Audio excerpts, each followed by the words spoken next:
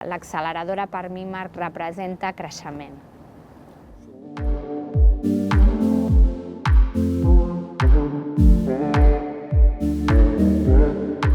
Jo soc la Marina Rigau, soc CEO i cofundadora de MiMarc Diagnòstics, que és un spin-off de la Vall d'Hebron. I el que fem a MiMarc és treballem per millorar el diagnòstic ginecològic utilitzant fluids no invasius, com són els fluids ginecològics, com una nova eina de diagnòstic. Doncs l'acceleradora Barcelona Health Booster a MiMarc, sobretot al principi, va representar un punt d'inflexió molt gran, perquè som una spin-off que sortim d'un hospital de la Vall d'Hebron, on no hi havia un entorn on acollir aquest tipus d'empreses, i el poder venir a viure o a conviure en l'entorn del parc científic ens ha donat peu a poder desplegar tota l'activitat de la companyia, principalment amb desenvolupament del nostre primer producte, que és un test de diagnòstic per càncer d'endometri.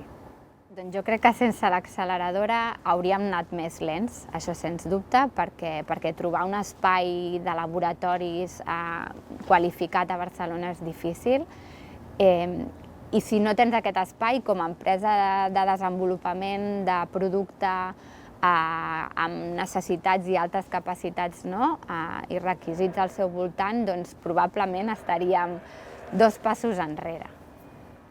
Per MiMarc, formar part de l'acceleradora, de l'entorn del parc científic i sobretot gaudir d'aquests espais de laboratori ha estat fonamental, doncs probablement no estaríem aquí a dia d'avui si no haguéssim tingut aquest suport. Doncs aquest període de 3 anys, que es diu molt ràpid, per nosaltres ha significat un creixement molt important de l'equip. Hem passat de ser 3 fundadors a ser un equip de 15 persones a dia d'avui, que això ve acompanyat, evidentment, de finançament. Hem aixecat una ronda CIT l'any 23 de 1,7 milions de finançament, però també ens han acompanyat projectes competitius de rellevància, a destacar l'EAC Accelerator.